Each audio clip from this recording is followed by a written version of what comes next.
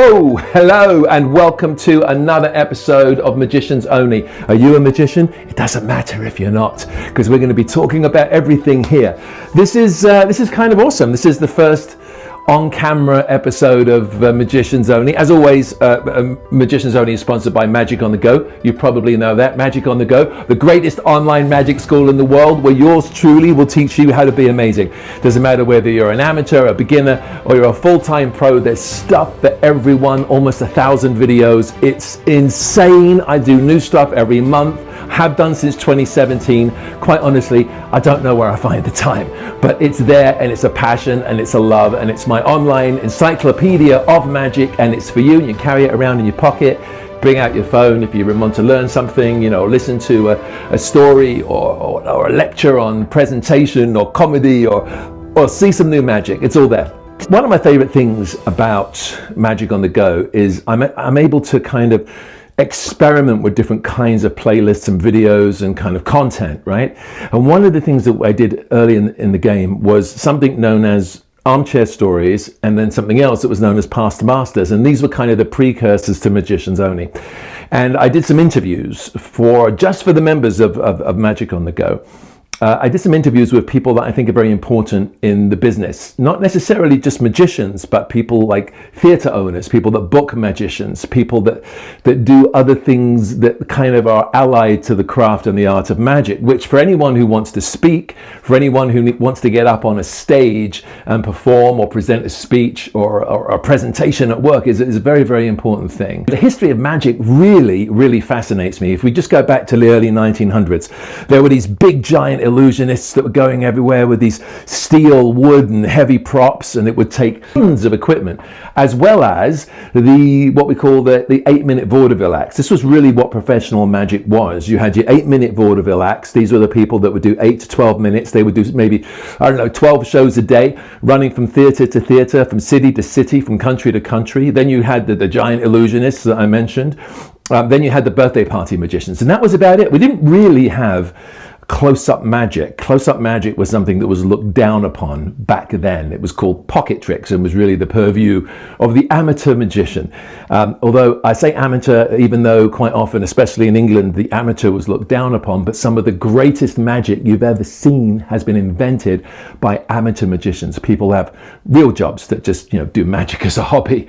You had your illusionists, your vaudeville acts, and then you had your children's birthday party entertainers, and then the war came, right? And so suddenly steel and wood and silk and eggs and all of these things became rationed and harder to get hold of. And what that meant was magic had to shrink. Magic had to become more malleable. See, the history of the world directly connects to the history of magic and magicians. And so we weren't able to get the things that we wanted, the bigger tricks. We weren't able to carry those things with us because transport and trains became harder and more expensive to deal with. So magic shrunk, and this is where really the parlor magician was born. Throughout all of this, by the way, there was street magic. That's a whole nother thing that we'll talk about another time. But the parlor magician was born. These were the guys who would walk in with a small case and do magic out of the case in the parlors of the rich and the famous.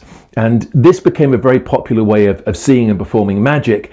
And then near the end of the war, the cabaret scene really it just kind of burst. The magicians went from the safety of performing on a stage with lights and having the audience just in front, not behind where they could see how everything works. The audience was right in front. They had the lights, they had the power and the magic of distance, which they could use to their advantage. And then suddenly that changed to the cabaret scene, and the cabaret scene, suddenly magicians had to perform on a dance floor, surrounded by people who were eating and choking on their food, with a live band behind them who could see how all the tricks were done. They had to change their style, they had to change the kind of magic that they did. Not only that, they had to be able to get onto the dance floor, do their act, and leave without leaving any mess. That is still a problem today. And then after the war, we also had performing on cruise ships and television, which began. And television, I'm going to deal with that in a whole nother Magicians Only, because there's really fascinating things that happened with magic at the beginning of television in the 1950s. So I'm going to talk about that another time. But essentially, pocket tricks, looked down upon, spat upon, no one really liked it. Now, I think magic has changed again. And I think now that close-up magic, intimate magic, street magic in the form of David Blaine's street magic, where it's just one-on-one and you're doing a trick close up to someone, that kind of magic, which I love, is having a resurgence. I think it's having its golden era. And now, of course, online is a place where you can perform it. Now, this has its dangers with the exposures and the exposés that are out there, but magicians have always faced people trying to expose and explain their acts. One French magician had to deal with a guy writing an entire book exposing his entire show. So it's a lot easier for people to do it online. The good news is, quite often the things that they're showing you are not how the tricks are done. And if we're going to talk about that just for a second, can I say that I think exposure of a magician's trick is akin to bullying? I think it's online bullying. I think it's designed to hurt. It's designed to hurt magicians, and it hurts audiences. People who are scrolling through, who suddenly see how a trick works, and maybe they didn't even want to know, or maybe they wanted to figure it out for themselves. Now they know how that works, and so when next time they see a magician, they're not going to enjoy it, right? So if I could say to all of the social media platforms out there, exposure is bullying. It's designed to hurt magicians and their audiences. It's designed to make it difficult for them when they're performing and making a living. I think it's an awful thing. It's been with us since time immemorial. I just wish somebody would do something about it. It has nothing to do with forcing magic to move into the future and all that crap. So here we are. Right, we've got the history of magic going through like the last 100 years. We're into close-up magic, and the question I kept asking myself was, what's next? Because we, as magicians, as people, we have to pivot. And now we're in this world, right? We're in this world of AI. We're in this world where people aren't watching television so much anymore. Everything that you see online, nothing seems to be real anymore. So what's next? Well, live entertainment, absolutely. But what's next for magicians? And I was thinking about this, and I thought maybe there's a great way for a magician to segue, to pivot, because we all need to pivot. There's a way to pivot into the world of speaking. And I bumped into a friend of mine, Jez Rose, at a Magic Live, which is this great convention in Vegas every year. And I was talking to him about it. And it turns out that's exactly what he's done. He's a full-time professional magician, and he works for some very wealthy, famous people out on the yachts, in the middle of the Caribbean. That's Jez. But also he has a whole nother business as a speaker for corporations. And so I thought, well, it'd be very interesting to interview him and see how he was able to make that transition and if he had any tips. So I sat down with him on Zoom, and we had a long interview, and we talked about it. And quite honestly, Jez tipped everything. And even afterwards, he kind of said, I wish I hadn't told people about that, but he did. So this interview, I already filmed it for Magic on the Go. It's split into two parts. I'm going to give you part one. And if you want to see part two, you can find it on Magic on the Go. Okay, so you are going to get to see an interview with Jez Rose, killer professional magician and full-time professional speaker, and he's great with an audience. You're going to see Jez tip the beans and tell us all there is to know about maybe kind of pivoting from being a magician into being a speaker. And even if you're not a magician, even if you're in some other kind of business and you're wondering what's next for you, maybe speaking is it. Maybe getting up on a stage and telling people from your heart what it is that you know and affecting change through passion and connection, maybe that's you. I'm going to be talking about that a lot on this platform on Magicians Only. And we're going to start that process with this interview with Jez Rose. Here we go.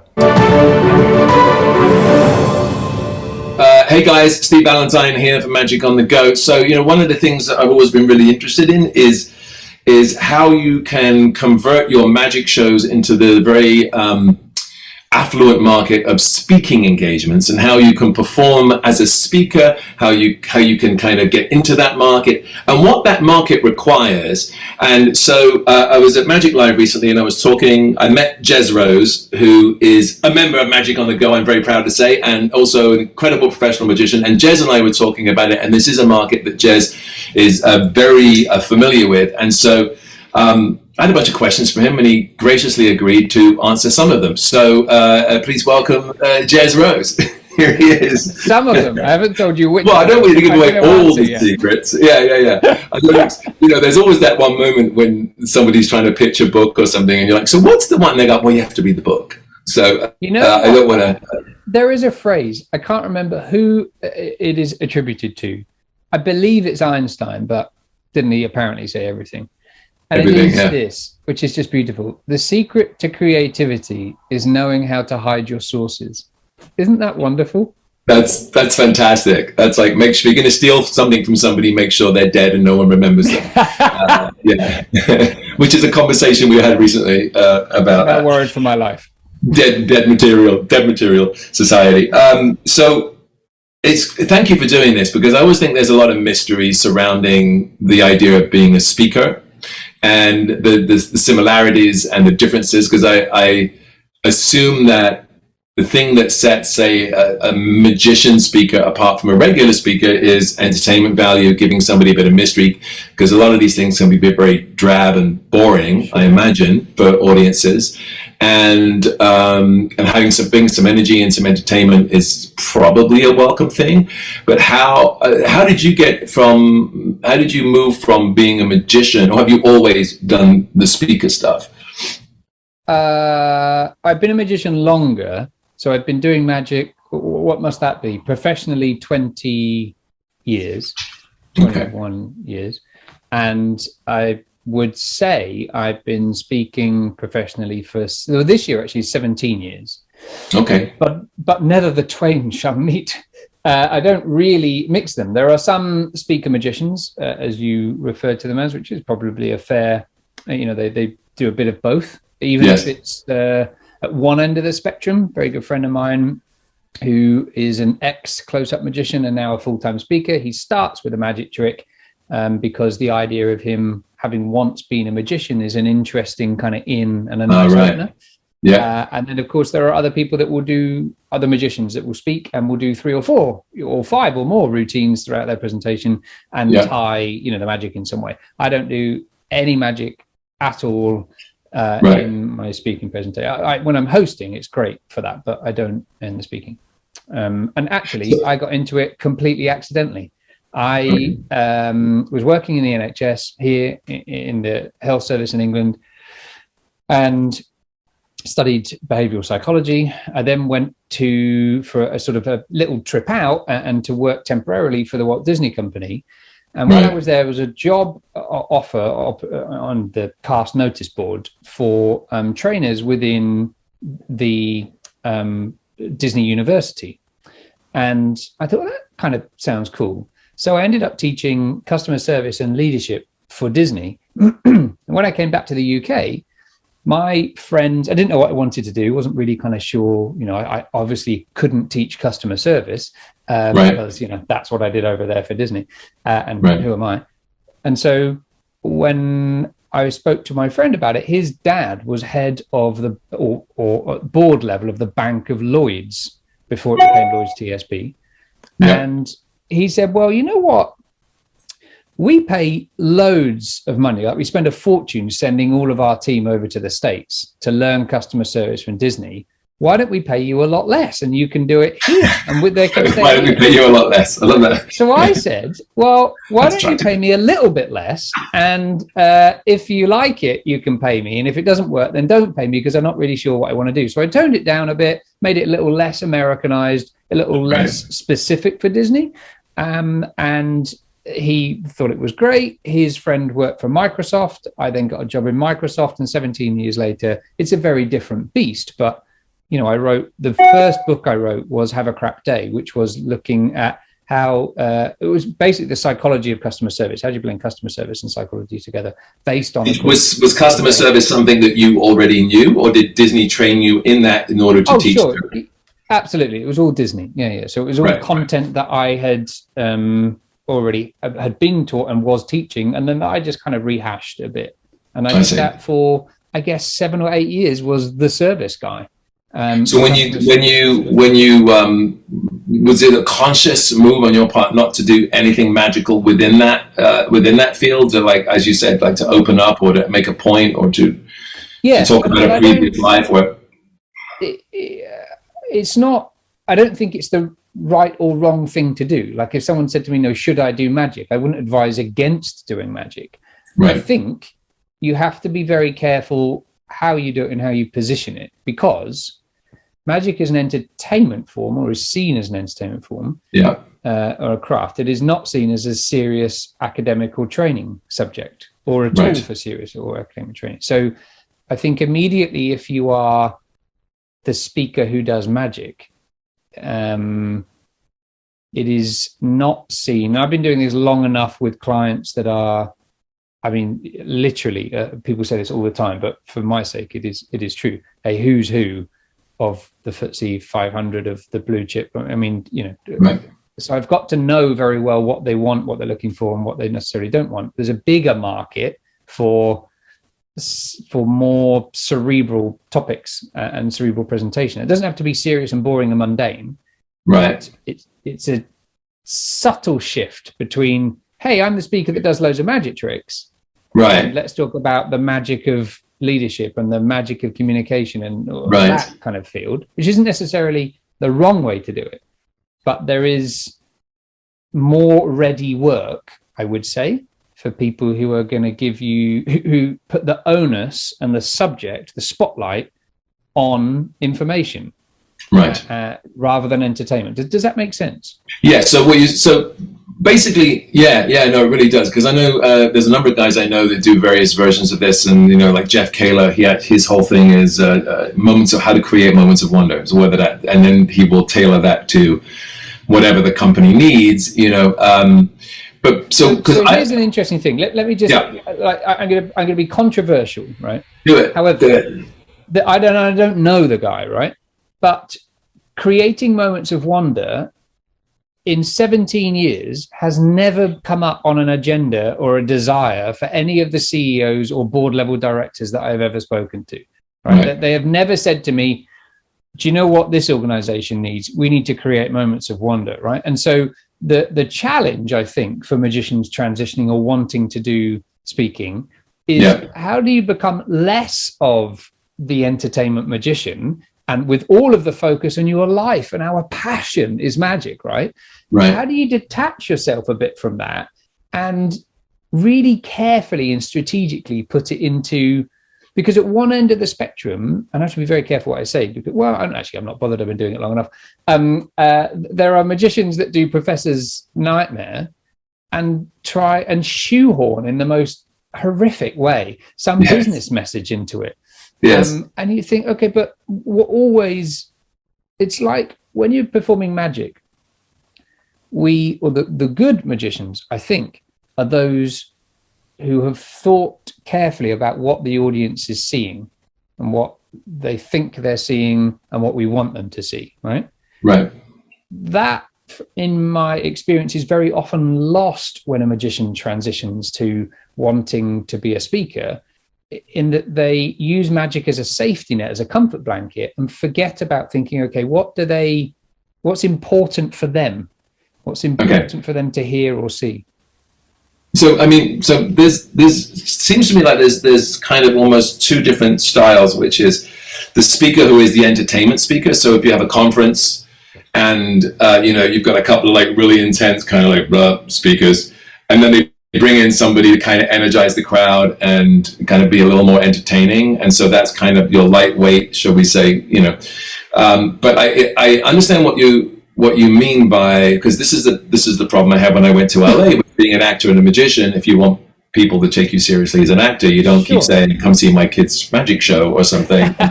and it happened to me, and I talk about it a lot, but I would go to auditions, and producers or whatever would be like, I saw you at the castle, what are you doing here? And you kind of have to prove to them you're not just a wannabe, this is what you do. I guess there are skills that you can learn as a magician: presentation, audience participation, being able to handle a crowd, misdirection, putting together a routine that isn't necessarily a magic routine, but is a routine teaching certain skill sets.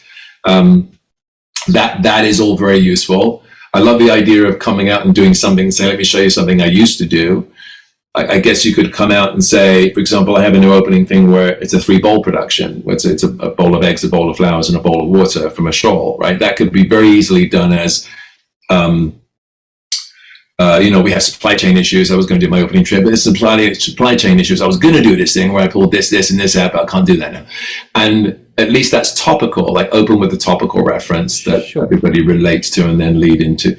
So it's an interesting field, because I read some of Barry Richardson's stuff where he talks about doing those corporate meetings, and he's a perfect example of the guy that shoehorns the message into the. In fact, I think it might be in his book, one of his books. Yeah. Barry was a very good friend, and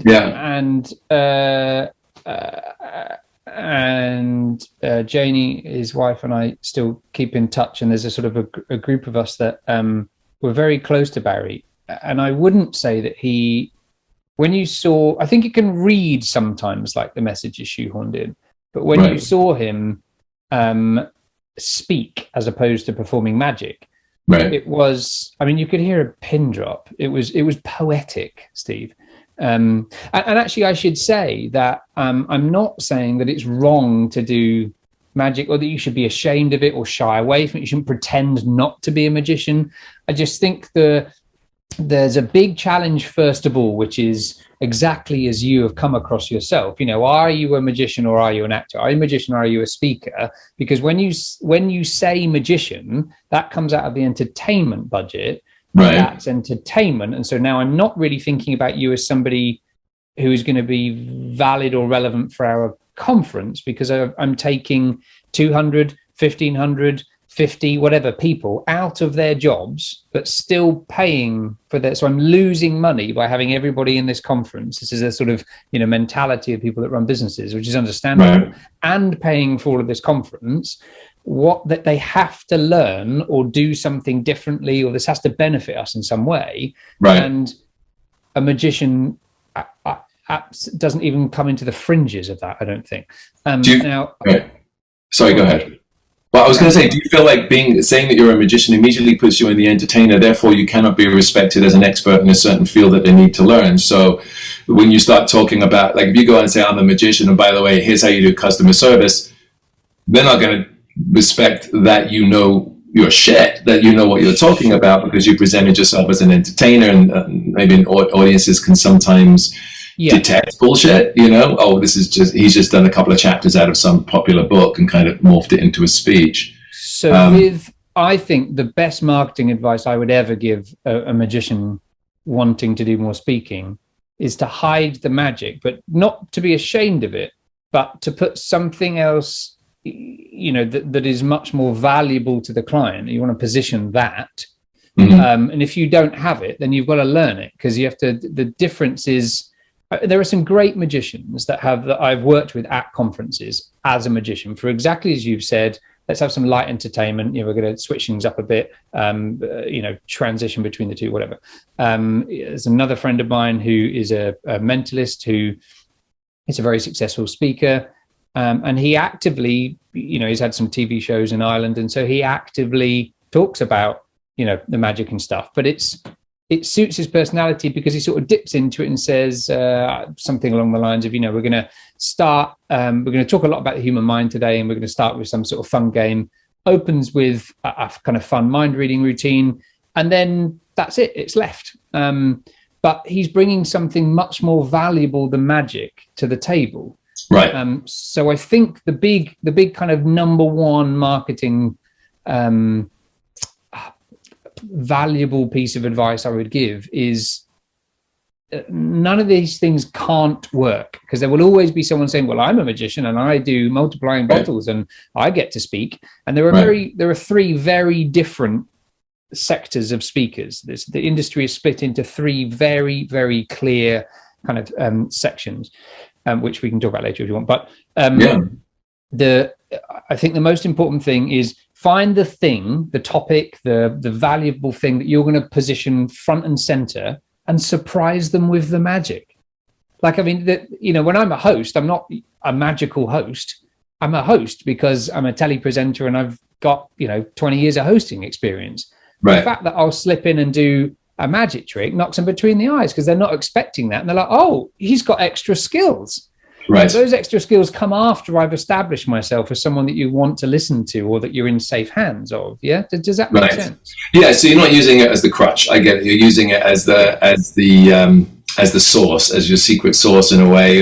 Exactly that. That's a great way. Which I love that idea because setting up expectations and then continually breaking them, right? So that could even be breaking expectations could be a theme.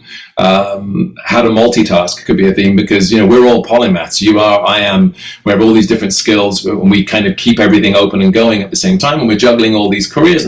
And it's like, how do you juggle? How do you multitask without going crazy? You could, and then there's a psychology to that and boom, you've got all these skills. Yeah. So I think what's really isn't that's a great thought process. Anybody thinking about wanting to do speaking or adding speaking to their revenue stream should listen to what you've just said like 4 or 5 times, because therein is a brilliant thought process. When you're stuck there going, oh God, well, I'm a magician and Jez is saying you can't, you know, be a magician and position magic as the thing, but what am I going to do? You know, I didn't study customer service. I'm not a professor. That thought process you just went through is divine. You know, well, I suppose magic is about doing lots of things and multitasking. I'm really good at multitasking. Multitasking is a great topic that you can talk about and you can demonstrate it, or you could even talk about it cerebrally about how we, you know, with magic, you're scanning the audience at the same time as doing a secret move, at the same time as preparing for another secret move. That's a beautiful topic to talk about. Thank you. And then relevant. And then in say writing, for example, you know, one of the most important things as I write is never close the document. So it's the 2 things I learned was if I close the document, then I have to find it to open it. Yeah. And so I always have those things open on my desktop, and as I'm swiping from thing to thing, it's there ready for me to pick up where I left off. And the other thing that I thought was really important was never finish a chapter or never finish a scene. Always end halfway through, so you don't have to like start again in order to get things going. So those are 2 techniques that are certainly useful. So I feel like there's an example of how you can kind of do the magic, but also talk about other things. What I would love people to know is, you know, it's what goes on in so what's great here is you're talking about there's entertainment budget and then there's education budget, and education budget is what you want, right? Because that's the bigger budget. That's the corporately accepted. That's where they're going to spend a lot of their money. And I know that if I book something as a live performer, if I'm being paid out of the entertainment budget, it's way less than if I'm being paid out of the training budget. So you want to I see how you want to go to the training budget. But one of the things that always kind of like is the mystery to me, and when I hear people talk about it, is they'll talk about, oh yeah, I went and spoke to these people for 2 hours, 2.5 hours, you know, I would talk about something and then we break into groups and we would do these challenges. How do you, first of all, can you explain to everyone what that is within the corporate field? Is like, because we always think of performance as a linear act. And whereas what you're talking about or what other people have talked about is, especially in the education field, is that you'll give a speech or partially, and we're not talking after dinner speaking, we're talking in front of an audience at a conference, that you'll talk about something and then you'll break the audience into groups and you'll give them challenges or things that they have to do. Then we come back and talk about it and then move on to the next section. How do you, if somebody was to come, first of all, how do you approach that? And how did you, the first time that you started doing this, how did that, what was your memories of the first time you started kind of, because I know this is a long ass question, but like, the reason I never did hypnosis on stage was because I had no props and I had to rely on 12 people sitting in chairs for like 2 hours of entertainment. And now you're trying to entertain and speak and educate, but you're completely reliant on what you get back. Anyway, so super long question, but I think important because I think this is what people don't know. Like this is this is what's really required. Okay, so. Would you like me to repeat the question? No, it's fine. I tend to ignore questions in interviews anyway, and just talk about what I want to talk about. Okay, yeah, fill your notes. Look at your notes.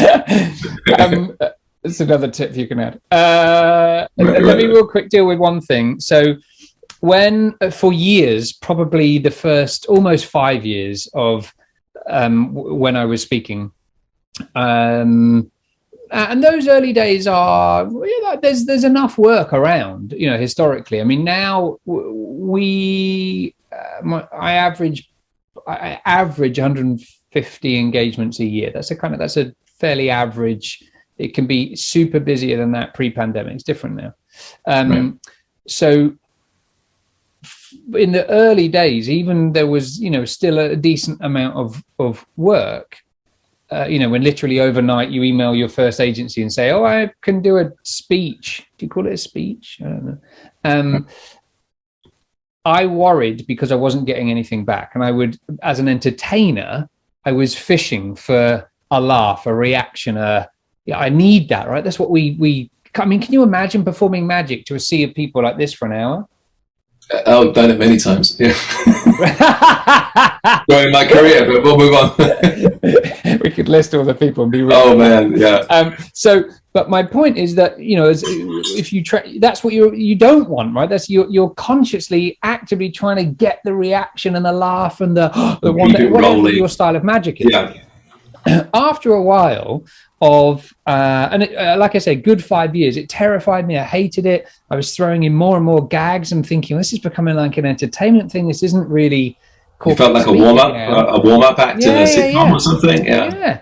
And there would always be the one in the audience like that, right? And I'd think, oh God, and you do that thing, and you think, oh, because you're new to it, so you're looking at the woman that's hating it, and she would always, even to this day, 17 years.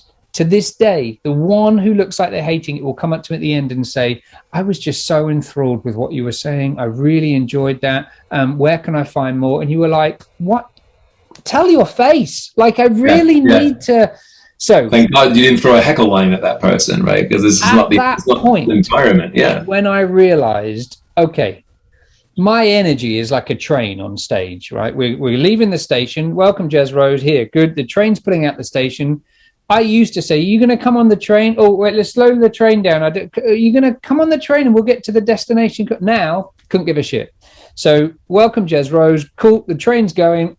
There is the train station that in an hour's time I'm arriving at, and I'm hurtling towards it. You can jump on now or not, but I don't care because that's where I'm going. And in my mentality, I'm thinking I'm a steam train as I'm going through. I couldn't care if you're jumping on or not. So when you say, you said something and it made me think, that's a really useful thing to think about. So when you want to create a workshopping is a different piece of work. I mean, there are keynote presenters that talk for 45 minutes and it's just them talking, or 60 minutes, of which I do. That's most of my work, I would imagine.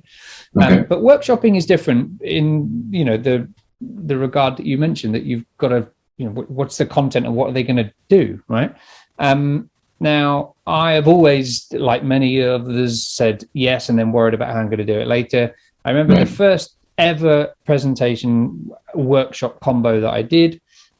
I thought, okay, well, why don't I do my keynote, but stop at like 20 minutes when we're kind of in the flow.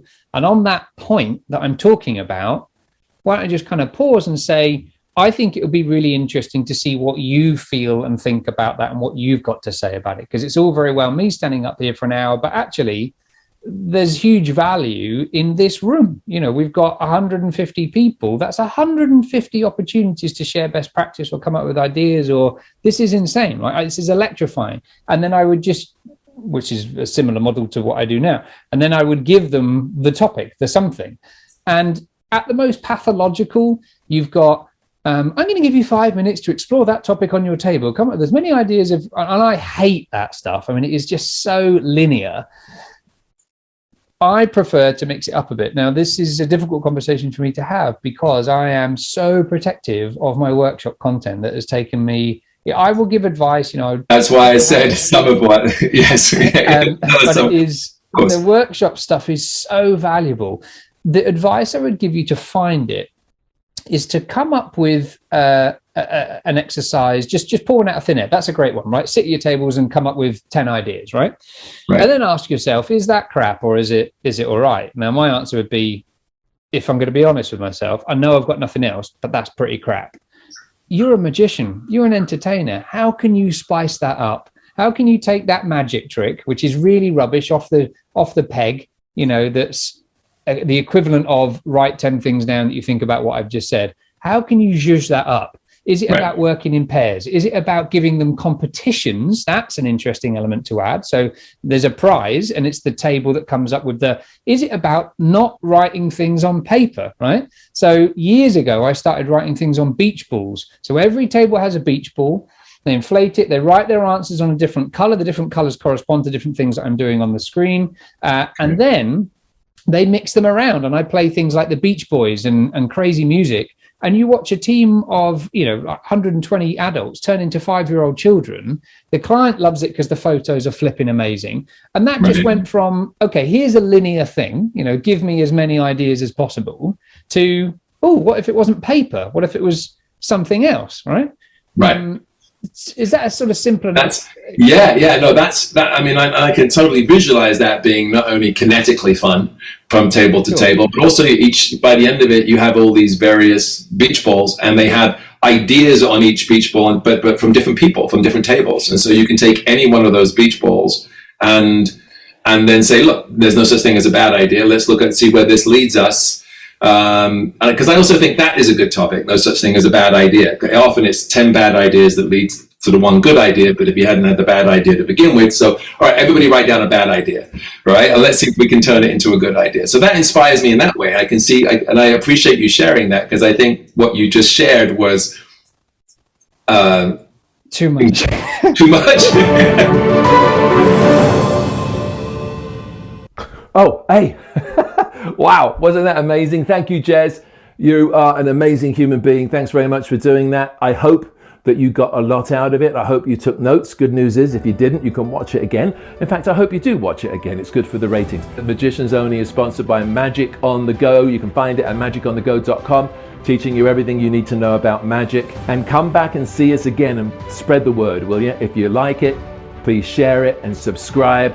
Please subscribe, because that helps us move up through the rankings, and that way we can make more and more of these, and in fact maybe get more into a studio and travel a bit more and show you some real behind the scenes stuff with magic. Okay, so I hope you enjoyed this, our first ever video Magicians Only. Much more to come. Ciao.